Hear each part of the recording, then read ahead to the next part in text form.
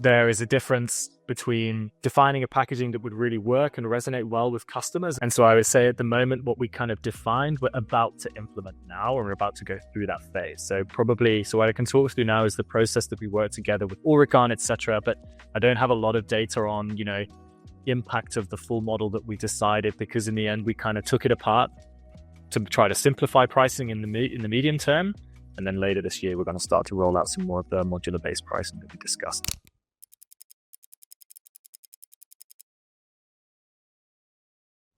I'm Mara, strategy and operations lead at Verbatim. And as you know, we've been working with Willingness to Pay to produce some case studies for them. I'm Mike, Director of Strategy at Monta. My role is a mixture of different things: market expansion, what markets do we want to go out to next, and how do we basically do that? So playing a role in operational setup. And Monta, we are essentially a software platform for electric vehicle charging. We believe in, and our vision is that to be able to solve this, it requires a platform approach. And so we work with businesses to be able to offer access to the platform. So via our APIs, they can basically build their own solutions on top.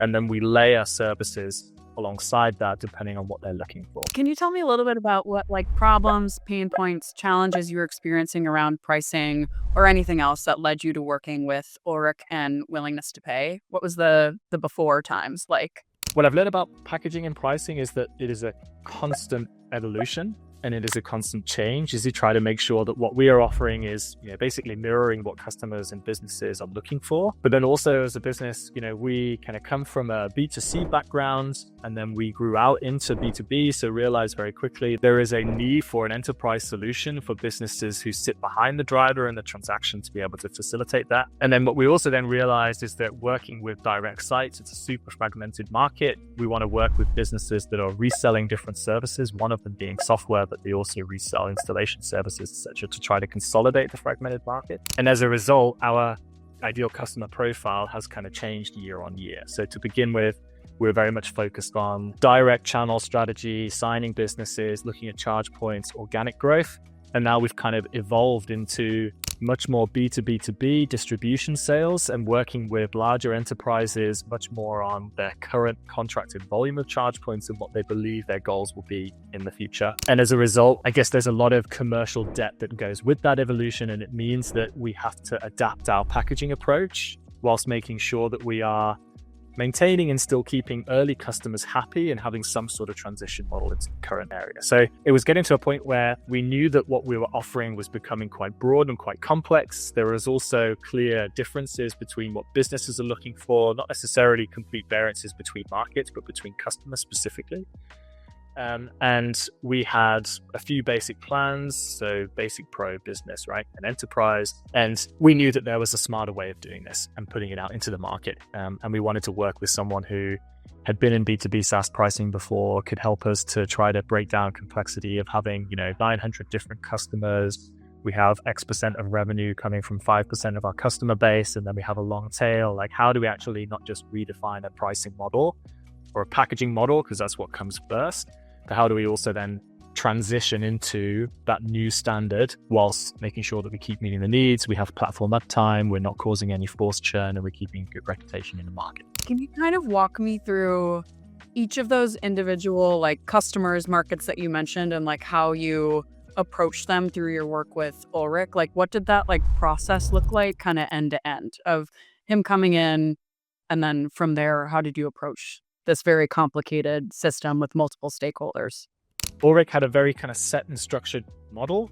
First one is his packaging and pricing approach. So making sure, basically the kind of main stakeholders were our COO, Max Scherer, who's also been heavily involved in commercial strategy and previously owned pricing, still plays a big role in that and has many conversations with customers. It was our CPO, Chief Product Officer, Suna Thompson as well, who's obviously thinking about what customers are looking for, what customers are responding, what's making us, helping us win, right, within certain markets. There's also a financial element to it. There is a legal element to it as well. So I would say it kind of touches almost every member of the C-level, obviously CRO being a kind of key part of that as well, and putting them all together in a room to discuss, okay, do we firstly agree that there is something to be solved? Do we agree that this is something that we want to solve now? Is it something that customers are really looking for right now? Basically start from there. And then as we kind of went through that, the first one was just really taking our minds out of what we currently offer and just trying to redesign packaging as if we were doing it completely from scratch. So helping and talking Ulrik through understanding what our customer base is, getting to a good understanding of our ideal customer profile, what their needs are, what their values are, what their pain points are, and then trying to basically describe how we meet those pain points with certain solutions, and then be able to come up with discrete packages to kind of meet that. So it was very much introductions, belief in the value of the project, packaging from scratch, and then basically starting to look at validation, speaking with customers. Does this type of packaging make sense? Modeling all of our customer base, and then starting to talk about pricing. Within all of that, when we started talking about pricing, what we also did was a lot of data modeling and also breaking down what our individual, are we going value-based pricing or are we going cost-based pricing? And you had some really good guidance. Yeah, and then of course, the final stage would then be going through to implementation, which is then actually rolling out country by country or region by region or by sales rep, depending on who is perhaps more experienced. We build up a playbook, we start building things like FAQs and references, and then we start to work with our whole price book to get that updated. With Monta operating at that intersection, hardware providers, operators, customers, how is that complexity originally affecting your pricing decisions? Like, what were some of the issues or maybe internal challenges that you were coming up against? Maybe it's just what you mentioned of like each individual department has a slightly different perspective on pricing, and maybe Ulrik is the force that kind of comes in, aligns everyone. And then you also have that outside expert who can kind of corral people around that vision, and it becomes less personal. But anyway, you tell me if there are any other challenges that maybe I don't understand yet. Yeah, so Ulrik definitely played a facilitator role in trying to, I guess one of the things was engage management and leadership in pretty tangible discussions about the pros and cons between choosing different models, right? And a very good understanding of if we go on a future contract-based model, what does that look like? How does that impact our future fundraising attempt? If we go more on an organic growth model, etc. So working on different scenarios. The other part that it was particularly strong at doing is the whole data modeling exercise, right? Being able to break down and knowing specifically what points are needed within each individual customer, particularly on a whole range. I think something that's maybe quite unique for us. So yes, we play at the intersection between hardware manufacturers, businesses running charge points, EV drivers as well. And what we did through this exercise have always done is basically separate them out and very much focus on our core business. The other side, Ulrik felt like a trusted advisor. We had many one-to-ones. We were consistently talking and opening up to, we're always a super transparent business, right? And I think Ulrik absolutely is as well with his experiences in the past. I think it goes without saying, super happy with the work that we, did together. I'm curious, like you've mentioned this a little bit, but given sort of like the super rapid growth that your company is experiencing, how did willingness to pay's like solution align with both the stage and scaling needs that the company was at maybe like a year ago? Like, why was it a particularly good fit for your business at that time? As a startup, what we found was each of our individual departments were maturing at different levels. And so that meant that, for example, like our revenue team, we went with a country manager to model to begin with, and then we went through more to customer segments. So we're actually focusing based on size.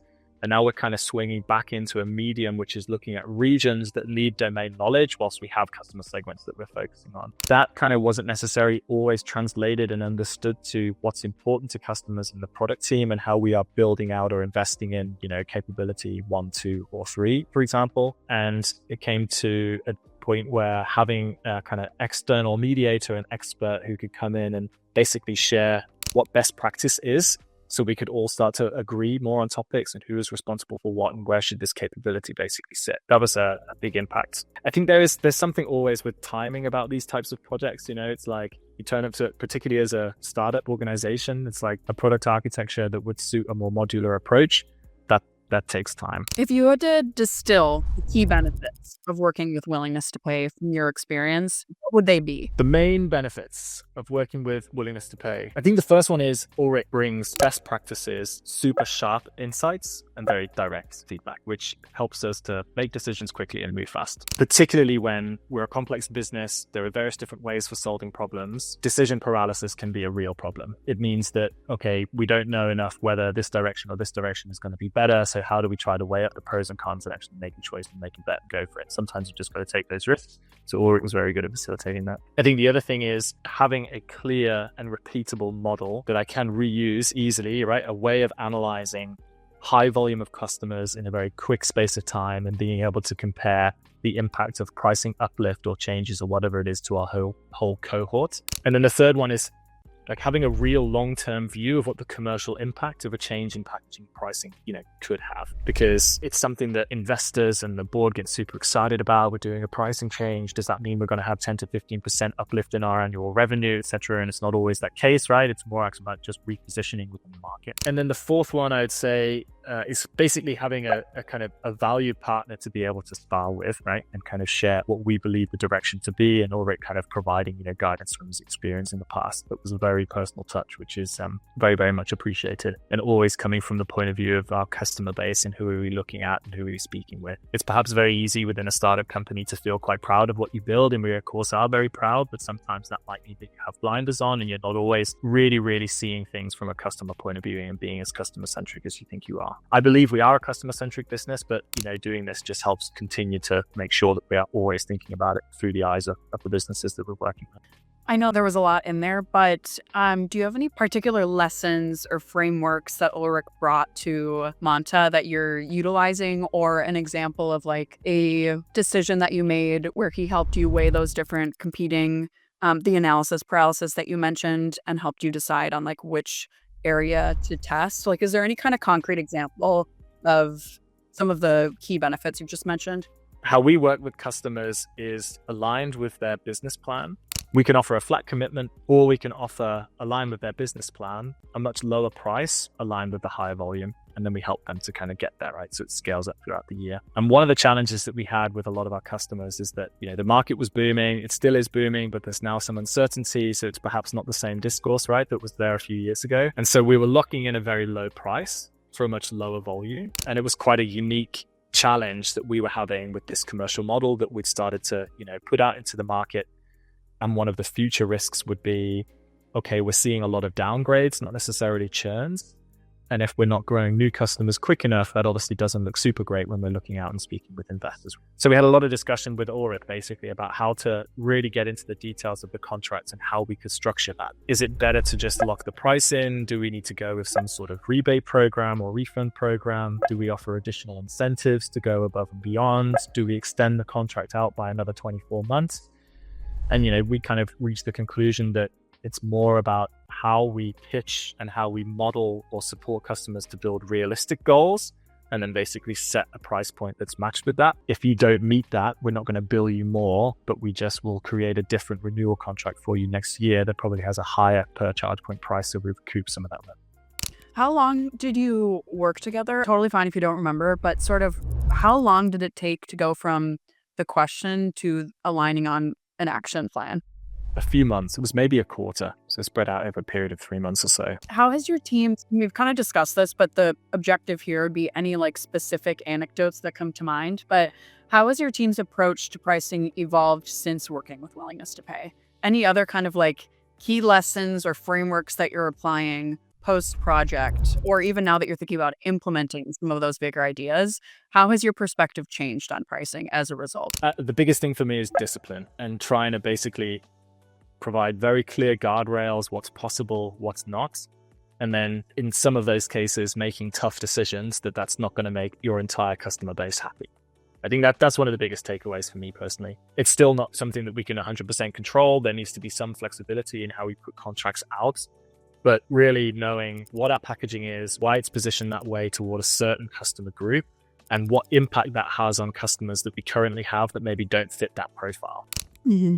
I think one of the kind of big discussions that we had is defining or building your model for the biggest customers and the largest customers based on what we're looking at is better than going after the long tail, right? Because it's super kind of fragmented and a classic kind of business model challenge. And then the other part is when you're pricing also for the market that you are looking to go after. I think it's easy as a software business to try to make everybody happy and lowball your pricing for this group and highball your pricing here, and having one standard benchmark that you're going after is really powerful. Yeah, that makes perfect sense. That's really interesting. Anything else that you wish I had asked you or that you think would be important for us to understand if we're going to write about your experience with willingness to pay? Nothing that comes to mind right now. I'm sure there'll be more things, right? I think I also need to go back and take a look because it was a couple of years since we kind of started the project. Yeah. The main thing is, right, super professional, very happy working with Ulrik, the times that he came into the office and facilitated workshops, was the trusted advisor.